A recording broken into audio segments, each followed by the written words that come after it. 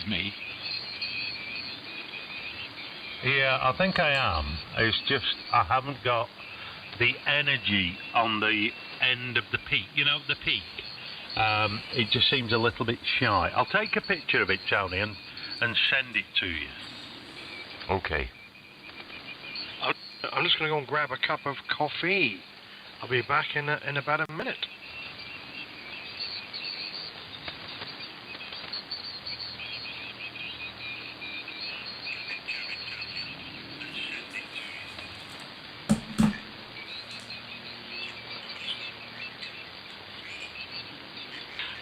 Yeah.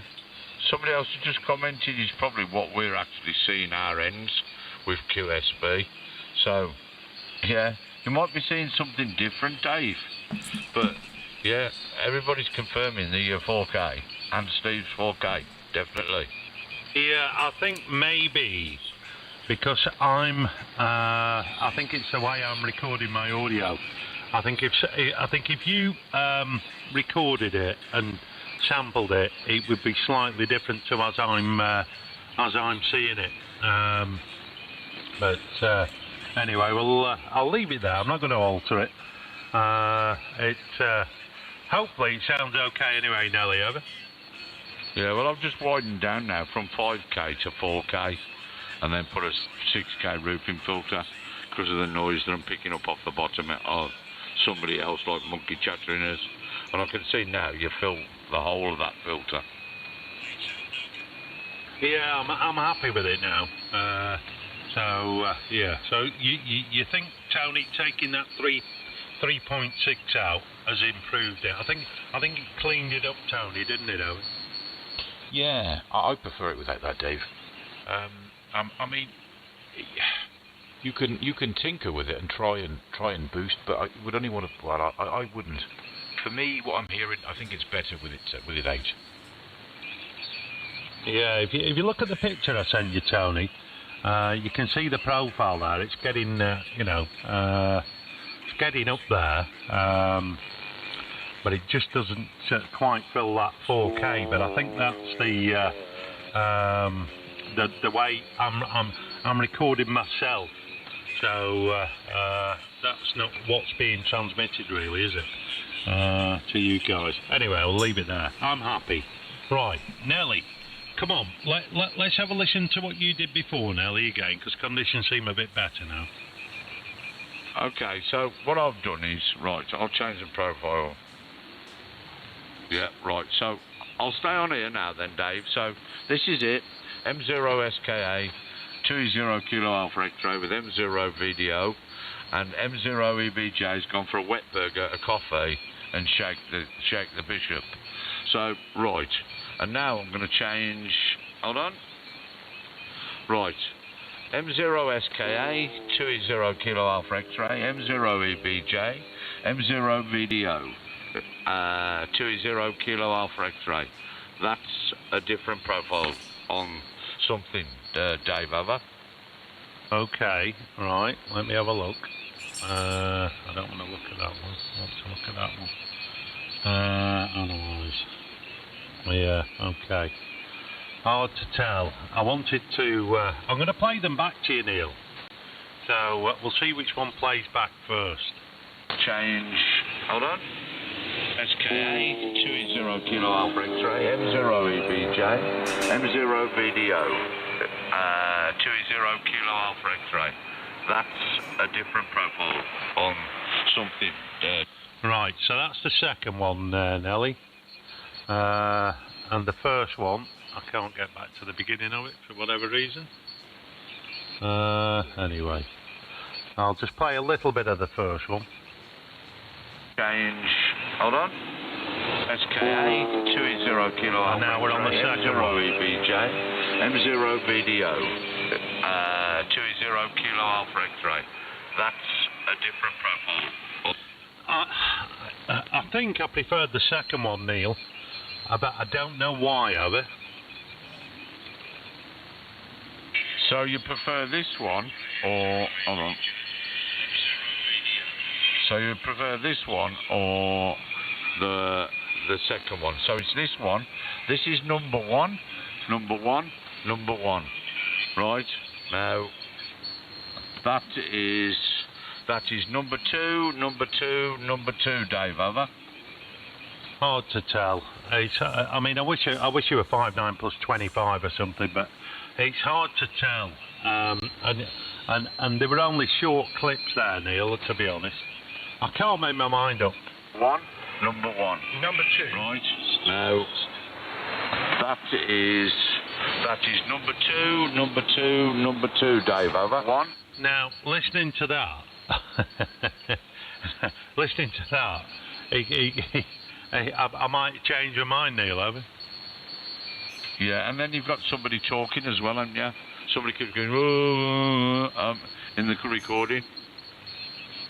I think the guy's in pain. I think Number we need 2 to put to him me, out of Neil. his misery. Sounds a little. And, yeah, give him a bolt to the neck. Number 2 to me sounds that little bit brighter, slightly, Neil. Well, funny enough, that's what Tom said, so I don't know. You are 15 over me now. Yeah. So yeah, number 2 for me. You're just a tad brighter, over. Yeah, see, he's not that strong with me. You're 20 dB over. Tony will be 20 dB over. Nellie's 5 and 9 plus 5, and then maybe down a little bit. So it's just not working in our direction, Nellie, at the moment. Okay, hold on then. Yeah, see what we can do. I don't know. I'm going to change something else in a minute, but there you go. I'm not going to say what I'm doing, but you can have a listen. Oh, he's playing some digital noise now. Just leave it dead carry. I'll record what I'm hearing.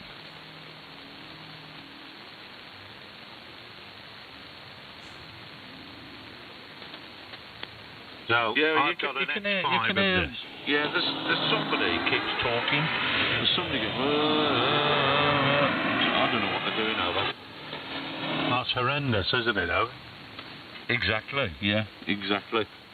That's somebody generating that noise on purpose. Oh, definitely. Yeah. Okay. Yeah. Somebody's definitely doing that on purpose and then talking away. I don't know why they're doing it, but there you go. Never mind. They come to try us, don't they?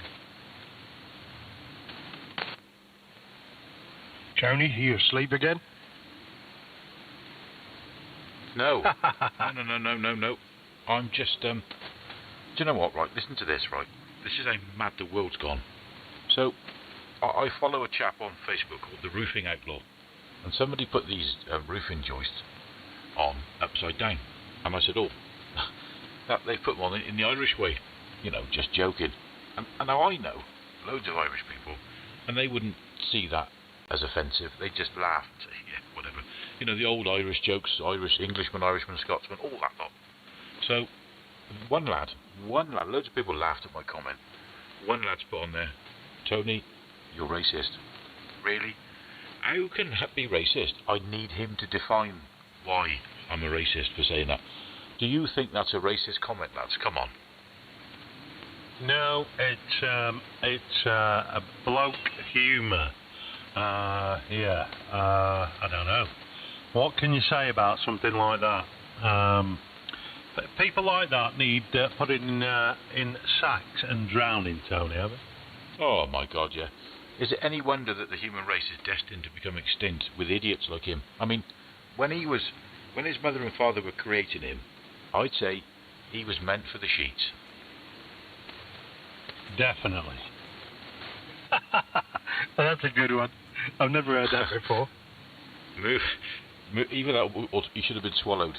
Moving on swiftly. Oh, moving on. Right, I'm just going to try. There you go. Oh, yes. I like that. Oh, there's some really strange people about. You're certainly filling the waterfall a bit more now, Dave, anyway. Oh, I know. Well, I've just adjusted the apex and mix a little bit.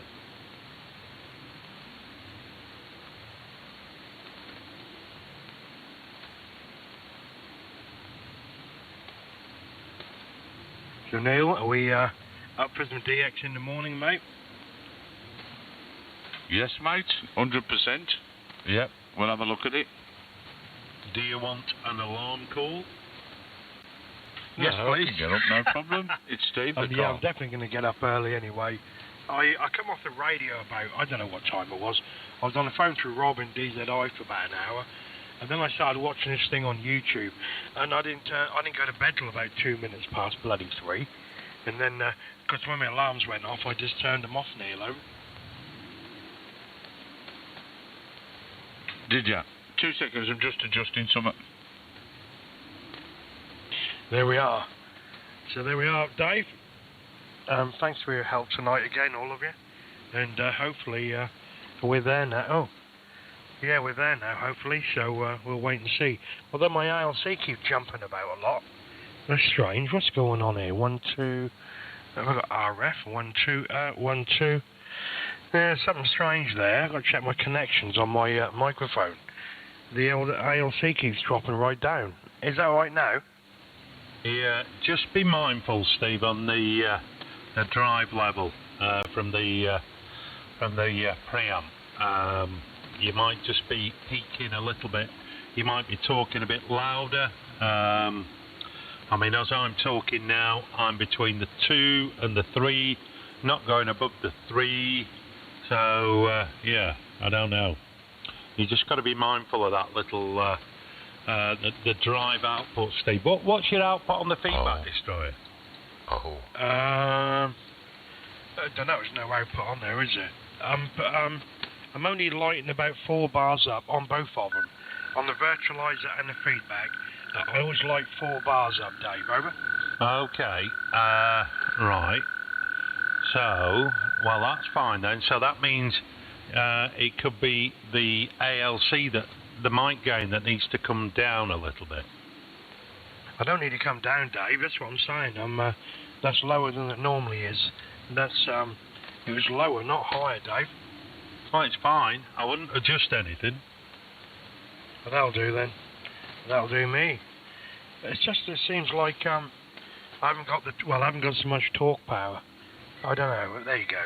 Because when I'm talking like this, my ILC on the radio is hardly moving at times. It's really weird. Well, yeah, no, Steve, you're still driving it, it's still exactly the same. So whether you're saying the ALC's not driving or driving, you're the same signal and the same loudness, Steve. No, it's probably just me then. That's okay, that'll do. That'll do me. I'll forget about that.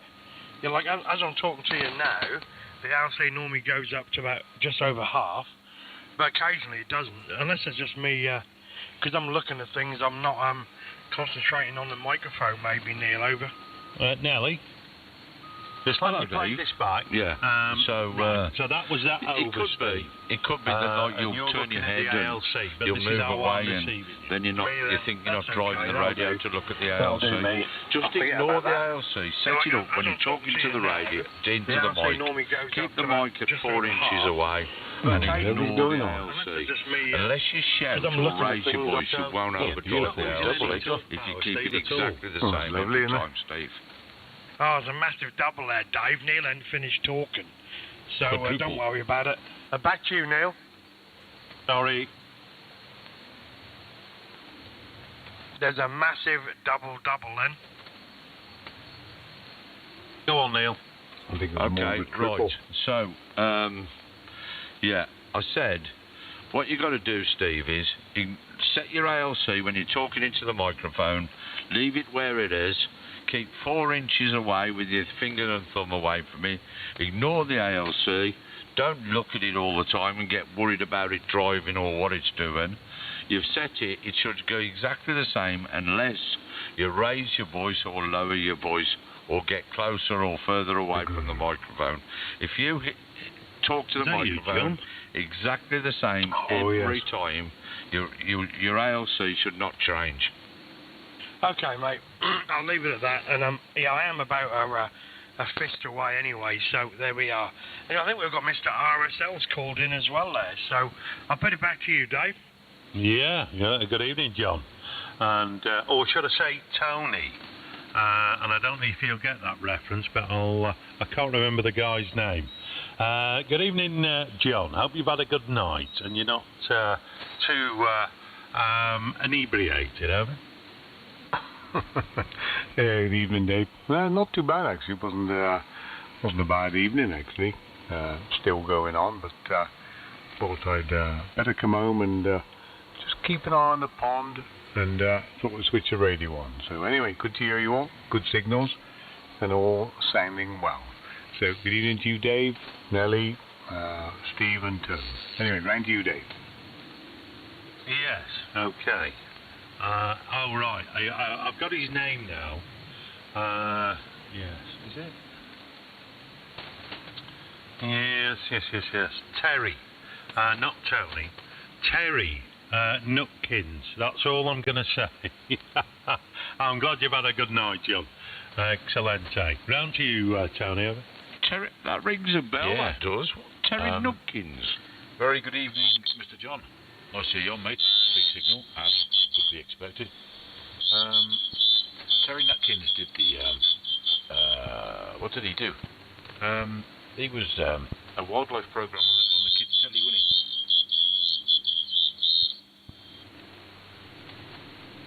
I've just posted, I've just posted a picture. If you read up about the guy, you'll remember him from your youth, John. And Nellie, you will as well. Anyway, I'm going to say no more. Go on, carry on. Who's that in the band Somebody pass? very close. Who's that in the band pass?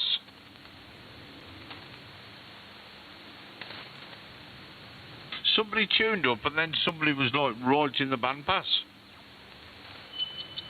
Yeah, he's on 704, 3 hertz away, but there you go. Good evening to you, John. Nice signal. Hope you're well, mate. Over. Yeah, all good this way, Steve. Nice to hear you, mate.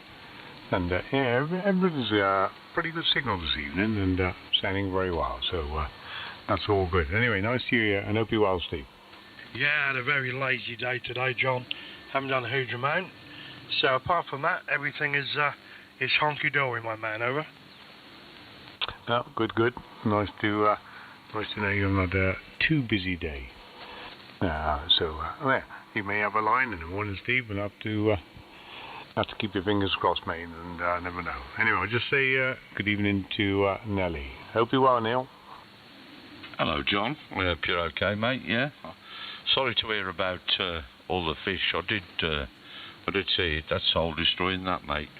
So was it definitely a mink or was it an otter? So did you find out which one it was, John? Yeah, I did, mate. Got a nice video clip of the otter entering the pool last night now, and left very well. Yeah, that's soul destroying, that is, John. All that effort you put into that pool, and yeah, not to mention the money and or what you've done. Yeah, soul destroying. That would really cut me up. That would, mate. And I mean that from the bottom of my heart, because I've got a friend that breeds koi lives in Cosley Way, and he breeds some. And what's happened? He's had a couple of cats come over and grab a couple, but he also one of his prize breeding ones. He had a heron come and take it. Actually, come through the nets. And managed to grab it, John, over. Yeah, I know. It's a bit of a bugger now. We did have a heron come in last week. First time since I put the fish in, which was 6 years ago. But he only popped in once and disappeared. And yeah, a bit of a nightmare. But anyway, it's all sorted now, so it's not too bad. We just have to restock when I get around to it. Just like to make sure the problem's all resolved. But yeah, all good at the moment, so not too much of a problem now. So, you can't net it anyway, can you, John? Because they ought to get under the net anyway, wouldn't it, John? Oh yeah. No, it's all netted with a 12 gauge, so we're absolutely fine. Can we all come down and sit? No need to, mate. Nothing to see. Oh, have you got it? Just say yes or no. Well, let's just say he's got a sore arse. Somebody's just sent me a private message. Oh dear. Don't repeat that, Neil. I'm not going to. But I did laugh. Never mind. Sorry, John. Yes, he's. I'll message you that one. Never mind. There you go. Yeah. Oh, yeah. What are you going to do then? You're going to have to restock then, John? Yeah, I will do, mate. I've still got about there's about 60 in there at the moment, so it's not too bad. But the only trouble is they're all bloody small. I mean, the biggest one was about I'd say 6 to 7 pound. So it's going to take a while now to get back up to that sort of size. Considering the biggest I got in there at the moment is about 4 ounces. Oh dear. So how long did it? Yeah, because they grow to the size of the pool, don't they? That's what I've been told.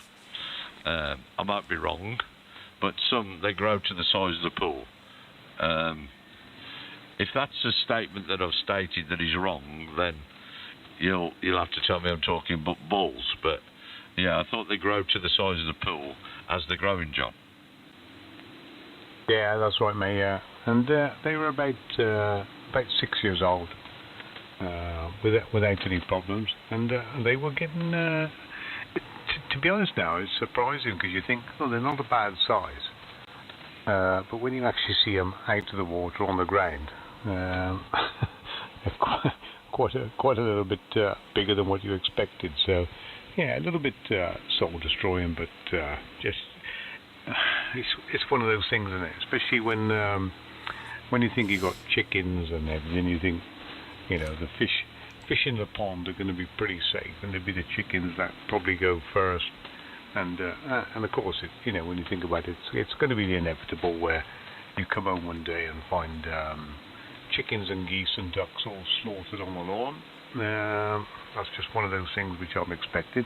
But you wouldn't expect the fish to be the first victims. But there you go now. Anyway, it's all sorted now, and hopefully that's the end of the story for the next 6 years. John, just a quick question.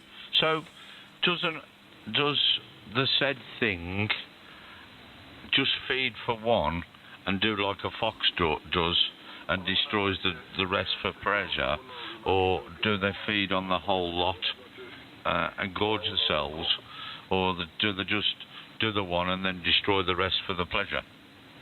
I'm just going to disappear. I'll be back in a little while and see how we BJ. Mainly for the pleasure, really. They'll sort one, then have a bit of a chew, then get another one, have a bit of a chew, then get another one, have a bit of a chew, and just leave it on the side, maybe with its face chewed out, and that's it. And they don't tend to come. Well, I don't say that they don't tend to come, but they just don't tend to come back for the ones that they've slaughtered. They like to go back in and have a fresh one. I did put a few traps up. I had to release a cat this morning. There was a cat in the one, a wild cat actually, a farm cat. He was in the one trap this morning, but he was quite friendly. I was expecting him to be having a bit of a hiss and a bit of a spit, but no, he was absolutely fine. Sat in there, so I let him go. But yeah, a bit like the old fox now, and just have a bit of a feeding frenzy and slaughter them all, you know. So it's like a fox then, really, how the fox does with the pheasants. That's terrible, mate. Terrible. Horrible. Never mind. I'm not even thinking about it, John. I'll leave the subject behind. Yeah, but trust you well anyway, mate. Over. Yeah, all good now. All good, mate. No problems at all. Just sat here. I've actually got the cameras on this evening, just keep an eye on the pond. I don't think he'll be back tonight anyway, and unless he got a nappy on. Never mind. I don't know. Right. 2 seconds. I'm going to the loo. Get a drink. I know EBJ's back off, but Tone's on here as well, John. SKA. And we've got a couple of shortwave listeners, obviously.